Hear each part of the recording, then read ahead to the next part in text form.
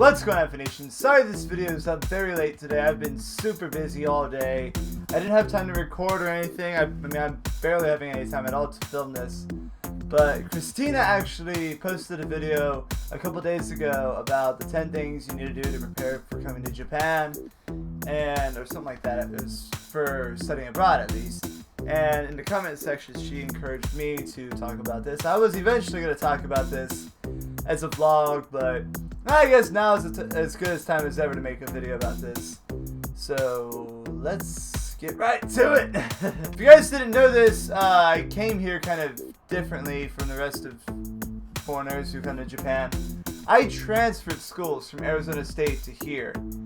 And if you are thinking about transferring schools, you got to be very careful, because I've made a lot of mistakes during this whole process. In all honesty, it may be easier if you guys decide to come here as a full-time student. But either way, if you're going to do this, it's going to be about the same method as transferring schools. So first you have to figure out, well, what your department's going to be. So my department is Kokusai Kyoyo Gakubu, which is Faculty of Liberal Arts, but that literally means the Student Department of International Studies. That's what Kokusai Kyoyo Gakubu means. A mouthful, I'll tell you that. Various universities, mainly big-name universities, have their own Kokusai Kyoyo Gakubu. For example, Waseda has one as well. It's well known, but actually this is called SILS. And I forgot what that stands for, but everyone at Waseda in the SILS department is basically the same thing as what I was at Sophia, which is FLA, Faculty of Liberal Arts. Also, Aoyama Gakuin, which is another really good school here in Tokyo, nearby where I live actually, has their own Kokusai Kyoyo Gakubu, but I don't know what name it is. It's good to remember, though, to research each of these universities.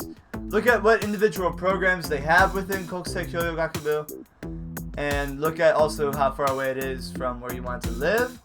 For me, I did a study abroad program at Sophia before I came to Sophia as an official student. That's how I knew of Sophia, and that's pretty much what made me want to go back to Sophia and finish my degree there. And I did look at Waseda. I sent them an email, but Waseda didn't allow transfers at the time. They would have allowed me to transfer credits and technically graduate early, but I would have had to start Waseda as a freshman. And Sophia would have allowed me to start Sophia as a junior, which is pretty much why I decided to keep going with my application process to Sophia. If you are going into Kokusai Kyoyo Gakubu, most likely you'll have to submit SAT scores. Make sure your SAT scores are up to date. Make sure they're not outdated. SATs, I believe, last 4 years or 5 years. I'm not sure. But if you took your SAT like in 2010, you should be okay. But if not, you may have to take it again. But you might be able to get it. You might be able to get those scores retroactively transferred over to the current date. So I think that's what I did. I'm not sure, but I submitted those. What you really should do is plan a campus visit. So over this summer, many of these universities do have campus visits, and that's what I did in the summer of 2012. I came to Japan for 2 weeks and did a campus visit. I had a couple. I didn't have an official interview for my placement into Sophia at all. Actually, some schools do that. I know Waseda might do that. Todai does that as well. But usually that's done during the campus visit. What you also should do at that time is get a good feel of what the campus landscape is, like how it's laid out and all that kind of stuff. Because if you're coming from abroad especially, it's going to be very, very challenging to get used to where everything is. For me, I was lucky that when I transferred here, I knew where everything was from being at Sophia previously, so I had no problem with that. If possible, look on Facebook for various student groups. There are a lot for Sophia, and I know there's quite a few for Waseda. Just do some research. Get in contact with some of the students. It shouldn't be hard at all, especially if you're going to be in Japan. There's various websites like Meetup and all that kind of stuff. There's a few event groups that have various parties quite frequently. The one I would really recommend is J-Crew, and they organize dance parties and club events and stuff like that for Kokusai Kyoyo Gakubu students from Jochi, my university, Waseda, and Aoyama Gakuin, and a few other schools too. So I'm going to leave their Facebook group down below, and you guys can check them out if you are interested in kind of getting acquainted to who they are meeting a few university students, like-minded people, right? Before you come over here. That's something I didn't do before I came over here, and I wish I did, because it would have been very, very helpful for me to know people. Like I said, all of this is before you come here. I'm going to have another video out for after you come here, because the first week I was here in Japan back in 2013 was very, very challenging, and I'm going to be making a video about that. But you should also go on to Gaijin Pot and look at the available apartments to foreigners. Even though they might be on Gaijin Pot's website, they might not be available to you, because most likely you are not going to have a guarantor, and the school typically doesn't act as a guarantor. So look for apartments that don't have guarantors and write these down, or say, like, bookmark their pages and stuff like that. And then once you get to Japan, contact the realtors and stuff like that. Most of these realtors who advertise on Gaijin Pot will speak English perfectly fine. Some of them, a growing number, are able to speak Chinese and Korean, so you shouldn't have a problem with that, at least. But get to know where you want to live.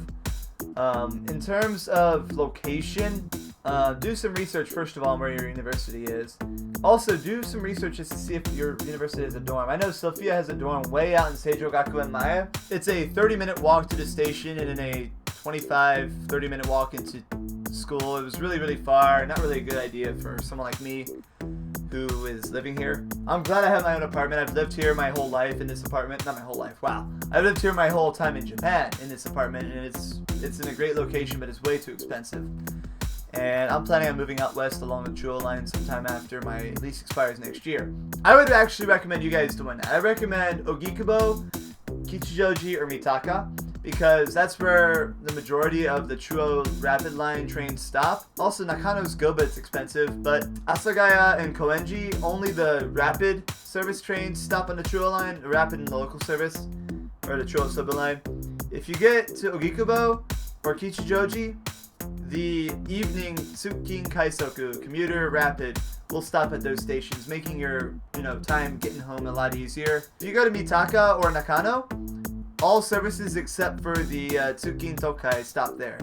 The Tsukin Tokai is the inbound morning commuter special rapid, and that only stops at Shinjuku and Kokubunji on the Chuo line. But the Chuo Tokai, the Chuo special rapid, does stop at Nakano and Mitaka. Doesn't stop at anywhere between Nakano and Mitaka. So if you really want to get a quick trip into Tokyo for school, especially if you're going to Sophia. Sophia is on the Chuo line. All services stop at Yotiya Station where Sophia is. So if you really, really care about your commute, like if you want to sleep in a few extra minutes and you want to get into school quicker, then I would recommend Nakano or Mitaka. That's a lot easier, right? So I hope this gives you an idea on what you should do before you guys come here. Do all this research before you get here, so that way when you get here, you're not confused out of your ass. I'm glad I did a little bit of research before I came here, but I still wish I did a lot more than I did. If you have any more questions, leave down below in the comment section. I'm going to make more videos on this in the future, and especially based off of your questions. But the next video I'm going to make is about the Japanese Bermuda Triangle. The dreaded triangle that includes finding an apartment, getting a cell phone, and getting a bank account opened. Because it was super difficult for me to get those, but that's next video. So I hope you guys enjoyed this video and found it informative. If you could, share this to your friends, especially those of you who are planning on coming here. Even if you're just coming here for exchange, this is very good information to know. And check out Kristina in Japan's video down below as well. I mean, all of that information is super important to know too. So I left that in the comment section. Not the comment section, I left it in the description. Check it out. I'll also leave a little card up here for it. Just click this thingy right here. You'll get to it.